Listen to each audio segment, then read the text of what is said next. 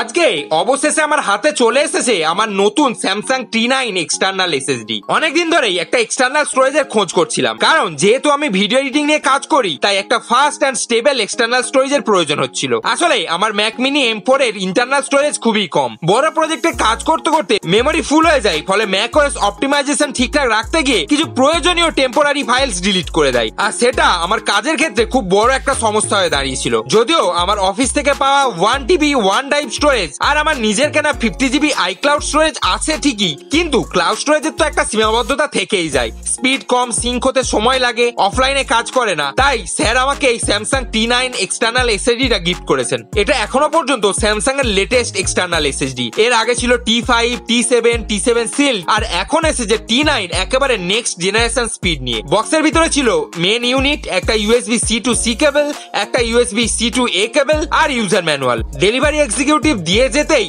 আমার Mac mini M4 এর পিছনে থান্ডারবোল্ট 4 পোর্টে কানেক্ট করতেই এসএসডি একেবারে 1 TB স্টোরেজ নিয়ে রেডি, এবং ফাইল লেখা শুরু করতেই চোখের নিমেষে জিবি ফাইল ট্রান্সফার হয়ে যেতে লাগলো। এখন আমি সরাসরি এই এসএসডি তেই প্রজেক্ট রাখি আর এখান থেকেই ভিডিও এডিটিং করি কোনো ল্যাগ ছাড়াই। স্যামসাং T9 এসএসডি এর রিড স্পিড 2000 MB পর্যন্ত যেতে পারে, যা 4K 8K ভিডিও সরাসরি এডিট করার ক্ষমতা রাখে। আর এর USB 3.2 জেনারেশন 2x2 ইন্টারফেস এটাকে করেছে আরো ফাস্ট এন্ড স্টেবল। আমি সবসময় কিছু কেনার আগে ভালোভাবে রিসার্চ করি, কারণ ভালো জিনিস একবার কিনলে সেটা দামের সমান পারফরমেন্সও দেয়, আর স্যামসাং T9 এসএসডি তারই একটা উদাহরণ। তাই যারা ক্রিয়েটিভ কাজ করে বা হাই স্পিড ডাটা ট্রান্সফারের প্রয়োজন হয় তাদের জন্য এই এসএসডিটা নিঃসন্দেহে বেস্ট চয়েস হতে পারে।